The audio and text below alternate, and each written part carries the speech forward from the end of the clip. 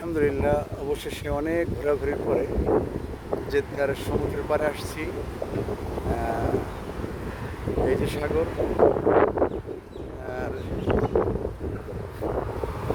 সত্যিকারে খুব ঠান্ডা এখানকার আবহাওয়া, অনেক মনোরম।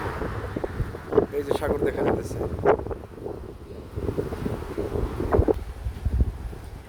সুবহানাল্লাহ, সুবহানাল্লাহ।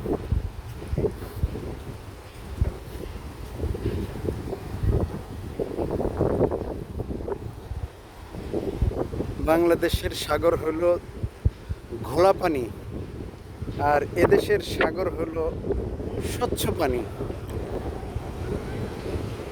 এই সাগরের অপর প্রান্তেই সুদান, মিশর।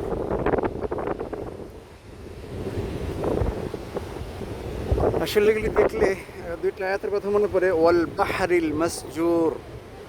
আরেক জায়গায় আছে ওয়াইদাল বিহার সুজ্জিরাত।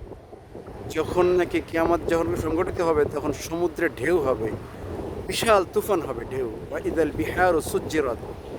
আর পাহাড়গুলো তুলার মতো উঠতে থাকবে, কাল ইহনিল মানফুস।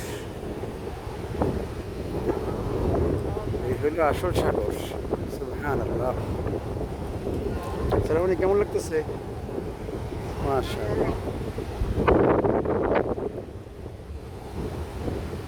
সব জায়গায় আসলে কি যেতে ইচ্ছা করে? আসলে পানি দেখলে মন ভরে না, কাবা ঘর দেখলে মন ভরে না, বাইতুল্লাহ শরীফ দেখলে মন ভরে না, সন্তান দেখলে মন ভরে না, আসমান দেখলে মন ভরে না, পানি দেখলে মন ভরে না। পানি সবারই ভালো লাগে, দেখো তো কত বড় আসমান। হ্যাঁ, কেন মন ভরে না? কেন? ওয়াকান আরশুহু আলাল মা। আল্লাহ তাআলা আরশ প্রথমে পানির উপর ছিল, যার ফলে আরশের একটা ঝলক পানির উপর পড়ছে, যার ফলে পানি সবারই ভালো লাগে। সাগরের কাছে আসলে এমনিতেই ভালো লাগে, নদীর কাছে আসলে এমনিতেই ভালো লাগে। সুবহানাল্লাহ।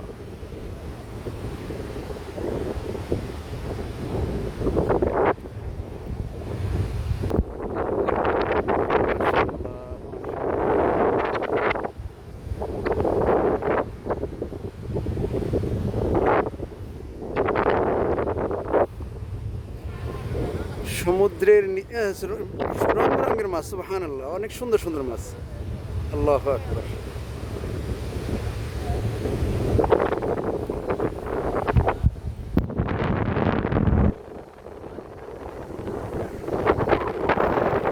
শুনছি যে সাগরের নিচে নাকি অনেক ধরনের গাছগাছালি আছে।